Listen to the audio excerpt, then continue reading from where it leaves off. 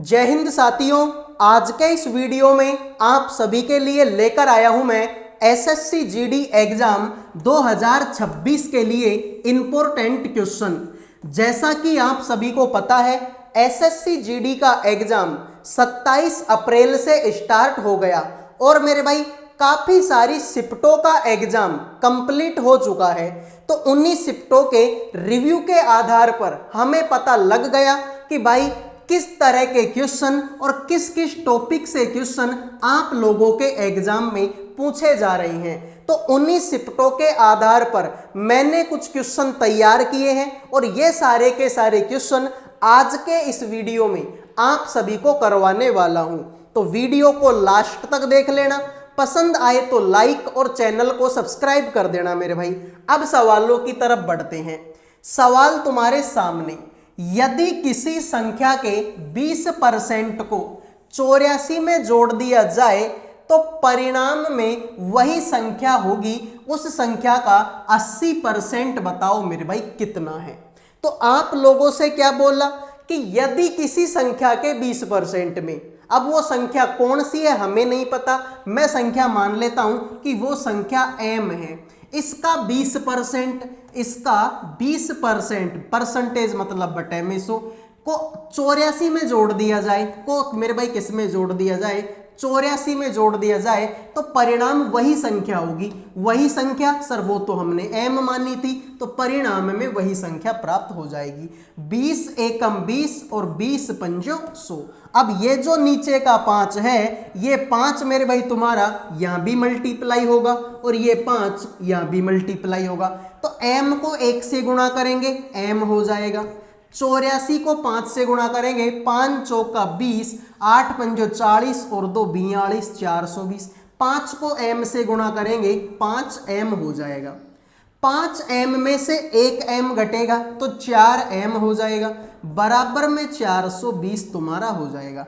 4 का भाग इसमें देंगे तो मेरे भाई m बराबर आएगा 105। कितना आएगा? 105। लेकिन हमें 105 से मतलब नहीं है, हमें तो इसका 80% चाहिए। तो मेरे भाई 105 का निकाल दो कितना, 80%।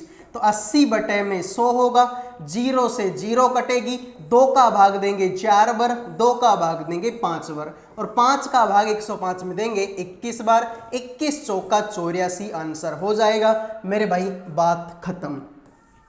तो काफी अच्छे तरीके से, बेहतरीन तरीके से मैंने आपको ये सवाल करवा दिया है। उम्मीद करूंगा भाई ये सवाल आपके समझ में आ गया होगा। अब बढ़ते हैं अगले सवाल पर। यदि a प्लस बी बराबर में 8 है, ए बी बराबर में 12 है, तो ए स्क्वायर प्लस बी स्क्वायर का मान बता दो मेरे भाई कितना होगा। तो बड़ा ही सिंपल सवाल है। छोटी क्लासों में हमने एक फॉर्मूला पढ़ा था कि a प्लस बी का होल स्क्वायर किसके बराबर होता है, a square plus B square plus में 2ab के बराबर में होता है।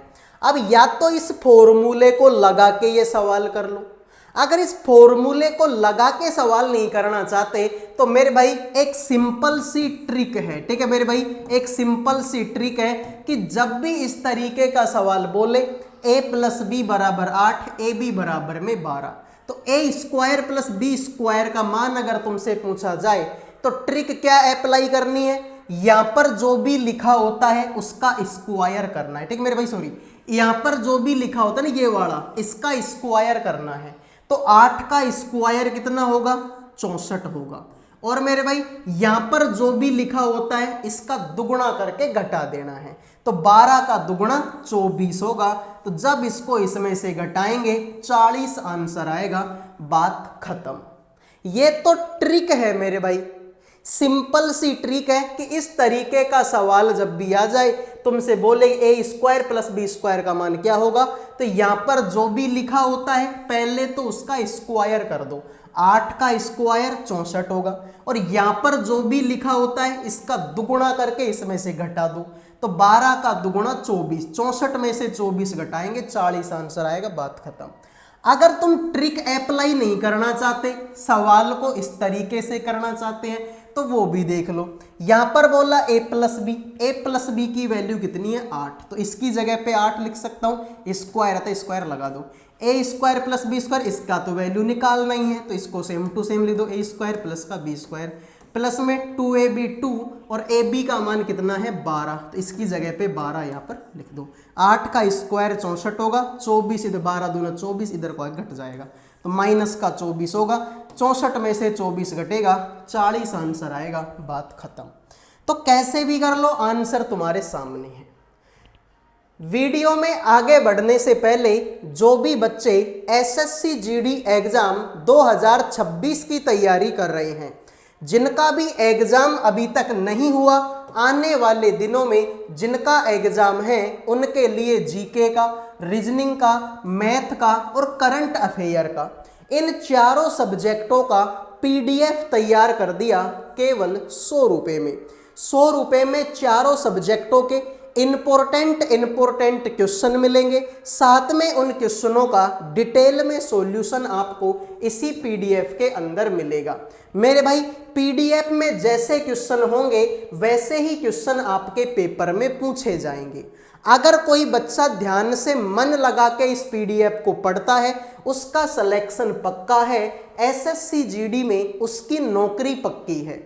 मात्र 100 रुपये का पीडीएफ है, 100 रुपये कोई बहुत बड़ी बात नहीं है। 100 रुपये के पीडीएफ से मैं गारंटी देता हूं मेरे भाई कि काफ़ी सारे क्वेश्चन आपकी एग्जाम में हूबहू मैच होंगे। तो जिन भी बच्चों को पीडीएफ चाहिए 100 रुपये में ये पीडीएफ आपको मिल जाएगा। इस नंबर पे व्हाट्सएप मैसेज करके 100 रुपये में चारों सब्जेक्टों का पीडीएफ आप ले सकते हैं। तो जिनको चाहिए उठाओ अपना मोबाइल और कर दो व्हाट्सएप पे मैसेज। आइए अगला सवाल देखिए। एक पाइप एक टैंक को 9 मिनट में भर सकता है, जबकि दूसरा पाइप पूरी तरह से भरे टैंक को 18 मिनट में खाली कर सकता है। यदि टैंक खाली होने पर दोनों पाइप एक साथ खोले जाएं तो टैंक का आधा हिस्सा भरने में कितने मिनट का समय लगेगा? अगर तुम चाहो तो बिना पेन उठाए भी ये सवाल तुम्हारा हो सकता है मेरे भाई, ठीक है। बस एक चीज आप हमेशा याद रखना कि भरने वाला प्लस में आता है, खाली करने वाला माइनस में आता है। तो ये 9 मिनट में भर सकता है तो भरने वाला किस में आएगा? प्लस में। ये 18 मिनट में खाली कर सकता है, खाली करने वाला आएगा माइनस में। दोनों का एलसीएम 18 होगा, क्योंकि 18 में 9 का भी भाग जाता है, 18 में 18 का भी भाग जाता है। तो 9 का भाग 18 में देंगे, 9 दूना 18 प्लस का 2 होगा। 18 का भाग 18 में 18 एकम 18, तो माइनस का है तो माइनस का 1 होगा। अब आप इसको इस तरीके से समझो कि तुमने 2 लीटर पानी तो डाला, 1 लीटर वापस निकाल लिया। भाई 2 लीटर पानी तो भरा, भरने वाला प्लस में, खाली करने वाला माइनस में, यानी 2 लीटर पानी डाला, 1 लीटर वापस निकाल लिया। तो बचेगा कितना? सर 1 लीटर बचेगा। भाई 2 डाला था, 1 तो वापस निकाल दिया। तुमसे बोला है टैंक का आधा हिस्सा, तो टैंक पूरा कितने लीटर का है? 18 लीटर का है। 18 का आधा कितना होता है? 9 होता है। तो 9 बटा में 1 यानी कि 9 ही आंसर तुम्हारा हो जाएगा। बात खत्म मेरे भाई। आइए अगले सवाल पर बढ़ते हैं। अभिजीत अपनी सामान्य चाल की 2/7 चाल से चलने पर अपने कार्यालय 30 मिनट की देरी से पहुंचता है। उसे अपने घर और कार्यालय के बीच की दूरी तय करने में सामान्यतः कितना समय लगेगा? तो मेरे भाई सारे के सारे स्टूडेंट बताएंगे इस सवाल का आंसर क्या होगा। सिंपल सी बात है मेरे भाई, एक चीज जो आपको हमेशा याद करनी पड़ेगी, और याद करने की जरूरत भी नहीं है, डेली लाइफ में वो चीज यूज में होती है। अगर मान लो कोई आदमी जल्दी जल्दी चलेगा तो वो कम टाइम में पहुंच जाएगा। अगर कोई आदमी धीरे धीरे चलेगा तो उसको टाइम ज्यादा लगेगा। भाई मान लो कि मुझे राजस्थान से, ठीक है भाई, मुझे राजस्थान से यूपी जाना है, मुझे राजस्थान से यूपी जाना है। तो अगर मैं पैदल पैदल जाऊंगा, अगर मैं पैदल पैदल जाऊंगा तो हो सकता है कि मुझे अपने घर राजस्थान से यूपी जाने में कम से कम 5 दिन लग जाएं। कितने दिन लग जाए, 5 दिन लग जाए, क्योंकि मैं पैदल पैदल जा रहा हूं। वहीं अगर मैं राजस्थान से यूपी एरोप्लेन में जाऊं, किस में जाऊं, हवाई जहाज में जाऊं, तो हो सकता है कि मेरे भाई मैं आधे घंटे में पहुंच जाऊं। ठीक है मेरे भाई, कितने घंटे में, आधे घंटे में। अब यहां पर मुझे 5 दिन लग रहे थे, यहां आधा घंटा लग रहा है। क्यों मेरे भाई, क्योंकि धीरे धीरे चलूंगा तो टाइम ज्यादा लगेगा, और अगर जल्दी जल्दी चलूंगा तो टाइम कम लगेगा। बस इतना तुमको याद रखना है। तो मेरे भाई यहां पर देखो, वो अपने सामान्य चाल की 2/7 चाल से क्या करता है, चलता है। तो मेरे भाई मैं ये मान लेता हूं कि सामान्य चाल, एक तो उसकी सामान्य चाल है और एक उसकी ये नई वाली चाल है। तो 2/7 चाल से चल रहा है, 2/7। तो नीचे वाला सामान्य होता है, तो सामान्य चाल 7 है और नई चाल कितनी है तुम्हारी, 2। तो मेरे भाई अब यहां से समय क्या हो जाएगा, सर समय उल्टा हो जाएगा। मैंने क्या बोला था, धीरे जाएगा तो ज्यादा टाइम लगेगा, ज्यादा जाएगा तो धीरे टाइम लगेगा। तो मेरे भाई यहाँ पे तो ये ज्यादा है, तो ज्यादा है तो कम टाइम लगेगा, ये कम है तो ये ज्यादा टाइम लगेगा। तो यहां से अगर मैं देखूं कि पहले तो 2 घंटे लग रहे थे, अब 7 घंटे लग रहे हैं, यानी कितना ज्यादा टाइम लगा सर, 5। भाई 2 में 5 जोड़ेंगे तभी तो 7 आएगा।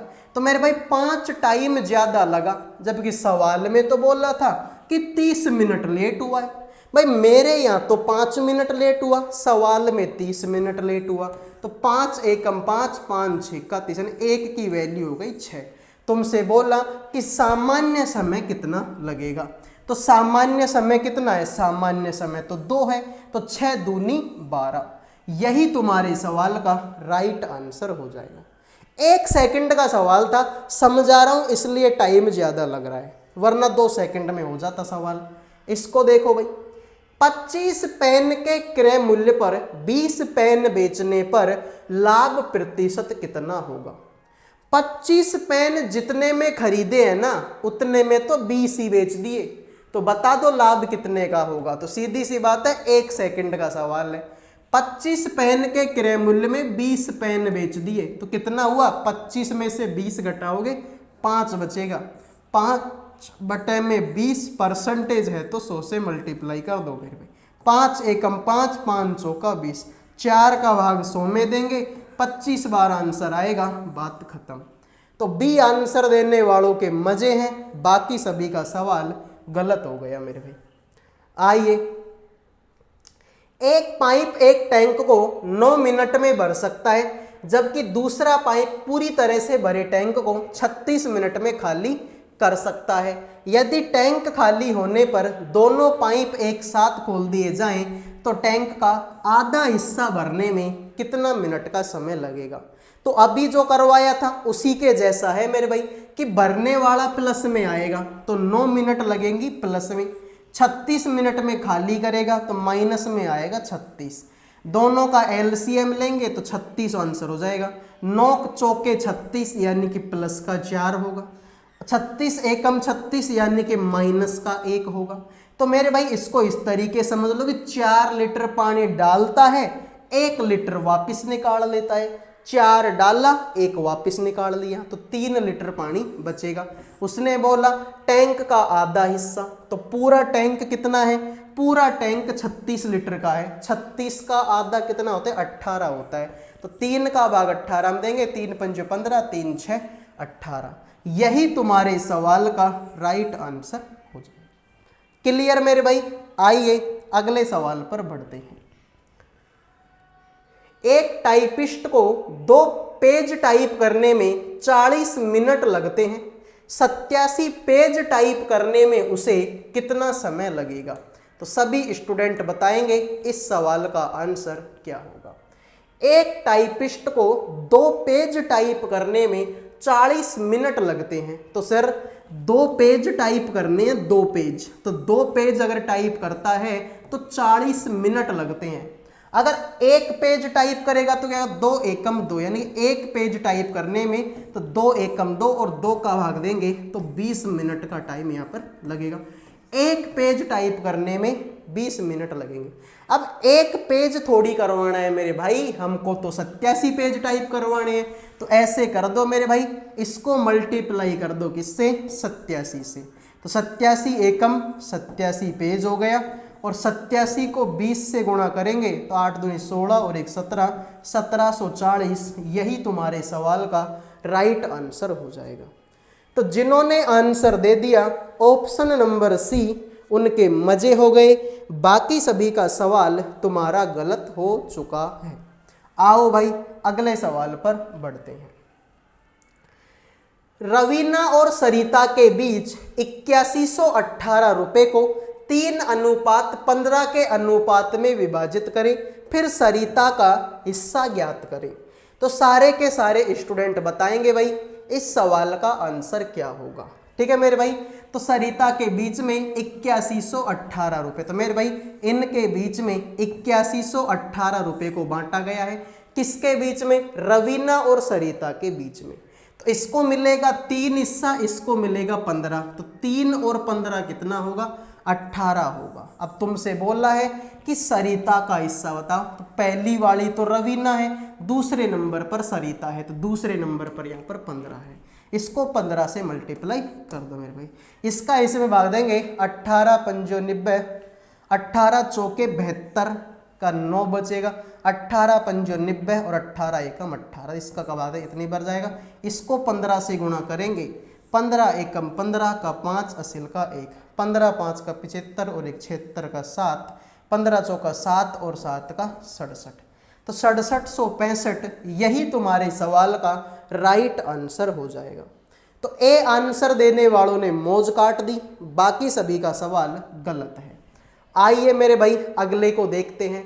एक आयत का परिमाप 54 सेंटीमीटर है, इसकी लंबाई चौड़ाई के दुगने से 3 सेंटीमीटर अधिक है, तो चौड़ाई ज्ञात आपको करनी है। ठीक है भाई, एक आयत का परिमाप 54 सेंटीमीटर है, इसकी लंबाई चौड़ाई के दुगने से 3 सेंटीमीटर अधिक है मेरे भाई। ठीक है, तो यहां पर देख लो मेरे भाई, लंबाई चौड़ाई के दुगने से 3 अधिक है, तो मेरे भाई मैं मान लेता हूं कि जो चौड़ाई है ना, चौड़ाई वो मैंने मान ली कि x है, तो लंबाई कितनी होगी मेरे भाई?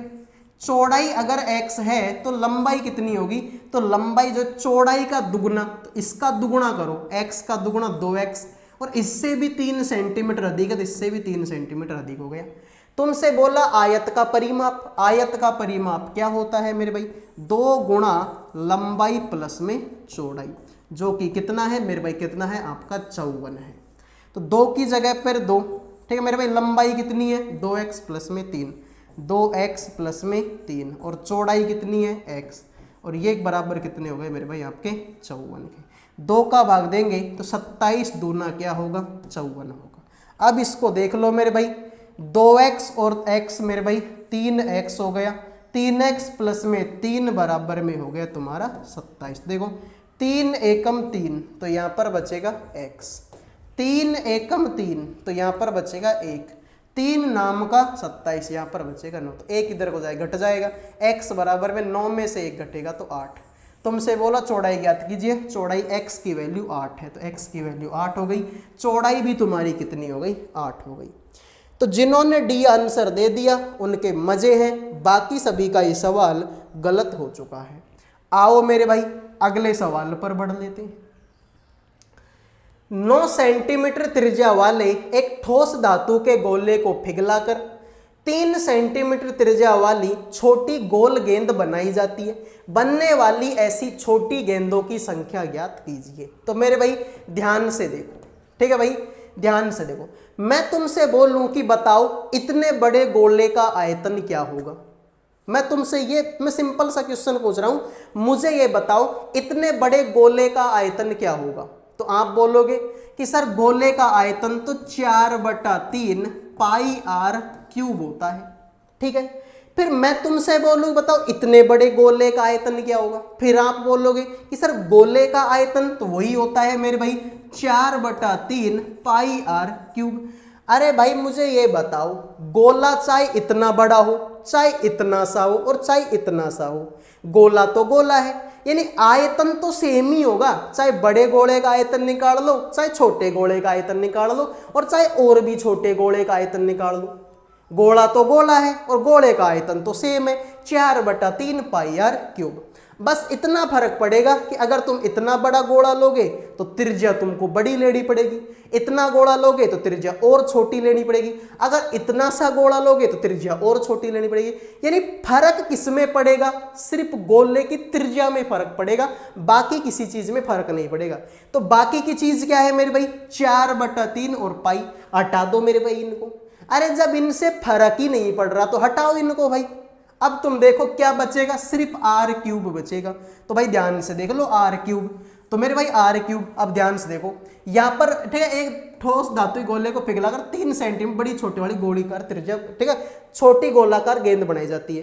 तो मेरे भाई यहाँ पर त्रिज्या कितनी है? 9 और यहाँ पर त्रिज्या कितनी है? 3 और गोले का आयतन होता है 4/3 पाई r³। तो मैंने क्या बोला था कि चेंज क्या होगी? सिर्फ त्रिज्या चेंज होगी, बाकी तो 4/3 पाई तो सेम है। तो हटा दो मेरे भाई, सेम है। तो यहाँ पर r कितनी है? 9 और यहाँ पर r कितनी है? 3। तो r का क्यूब है, तो 9 का क्यूब कर लो, 9 का क्यूब कर लो। इसने बोला कि बनने वाली छोटी गेंदों की संख्या, तो बड़े गोले के आयतन में छोटे गोले के आयतन का भाग दे दो। यहाँ पर त्रिज्या कितने? 3 है, तो यहाँ पर 3 का क्यूब कर दो। तो मेरे भाई 9 का क्यूब होगा 9 गुणा 9 गुणा 9 होगा, और 3 का क्यूब होगा 3 गुणा 3 गुणा 3 होगा। तो देखो 3 तिया 9, 3 तिया 9, 3 तिया 9, 3 तिया 9, 9 तिया 27। यही तुम्हारे सवाल का राइट आंसर हो जाएगा। क्लियर है मेरे भाई? तो सिंपल सवाल था, 2 सेकंड में उठा के पटक दिया। अब इस सवाल को देखो। एक लंब वृत्तीय बेलन का आयतन कितना है? 13,860 सेंटीमीटर क्यूब है। आधार की परिधि 66 सेंटीमीटर है। तो बेलन की ऊंचाई ज्ञात कीजिए। तो बेलन का आयतन क्या होता है? बेलन का आयतन होता है मेरे भाई आपका पाई r² h, जो कि कितना है? 13,860। लेकिन सर तुम्हारे पास में ना तो त्रिज्या है ना ऊंचाई। अब ऊंचाई तो चलो तुमको निकालनी है, लेकिन त्रिज्या तो है ही नहीं, तो पहले त्रिज्या निकालो। अब मेरे भाई ध्यान से देखो, परिधि बोली है, परिधि का सूत्र होता है 2πr, जो कि कितना है? 66। तो मेरे भाई ध्यान से देखो, 2 की जगह पे 2, पाई की जगह पे 22/7 और त्रिज्या की जगह पे त्रिज्या बराबर में 66। 2 का भाग 66 में देंगे 33 बढ़ जाएगा। 11 दूना 22 और 11 तिया 33। तो मेरे भाई 7 तिया 21। तो r बराबर में हो 7 तिया 21 और 2 इसके नीचे लग जाए 21/2। तो मेरे भाई पाई की जगह पे क्या लिखना है? 22/7। त्रिज्या कितनी आई है? 21/2, लेकिन इसका स्क्वायर है 21/2 गुणा 21/2 कर दो मेरे भाई तुम्हारा, और गुणा में ऊंचाई तो है बराबर में कितना है? 1386 तो अब इसकी काटा पीटी करो भाई। 2 का भाग इसमें देंगे तो 11 बढ़ जाएगा, 7 तिया 21 हो जाएगा। 11 का भाग इसमें देंगे तो मेरे भाई ध्यान से दे लो, 11 का भाग इसमें देंगे तो 11 एकम 11, 2 बचेगा, 11 दूना 22, 11 छिके 66, 1260 होगा। इसमें अगर 3 का भाग देंगे तो 3 चौके 12, 3 दूनी 6, 420 होगा। फिर इसमें 21 का भाग देंगे, 21 दूना 42 यानी कि 20 होगा। 20 को इस 2 से गुणा करेंगे तो ऊंचाई बराबर हो जाएगी 40, 20 दूना 40। यही तुम्हारे सवाल का राइट आंसर है। क्लियर मेरे भाई? तो परिधि क्या होती है? 2πr। तो 2πr परिधि होगी। 2 की जगह पे 2, पाई की जगह पे 22/7। त्रिज्या तुम्हारे पास में है नहीं तो उसको सेम टू सेम बराबर में 66। 2 का भाग 66 पे देंगे 33 बार, 11 दूना 22 और 11 तिया 33। तो 3 हो गया, 7 यहाँ नीचे गुणा होगा, 7 तिया 21 और 2 ऊपर है, ये नीचे 21/2। मेरे भाई पाई r²h, पाई की जगह पे 22/7, त्रिज्या कितनी है? 21/2, यहाँ पर स्क्वायर 21/2, 21/2 ऊंचाई का मान निकालना है बराबर 1360। 7 का भाग 21 में दिया, 7 तिया 21, 2 का भाग 22 में दिया, 11 दूना 22, 11 का भाग 1386 में दिया मेरे भाई 1260 बार, 21 का भाग दिया मेरे भाई इसमें, तो ठीक है तुम्हारा 20, 20 दूना 40, आंसर खत्म। तो ये थी आज की क्लास। उम्मीद करूंगा क्लास पसंद आई होगी। पसंद आई है तो वीडियो को लाइक करें, चैनल को सब्सक्राइब करें। अगले वीडियो मिलेंगे। जय हिंद, जय भारत।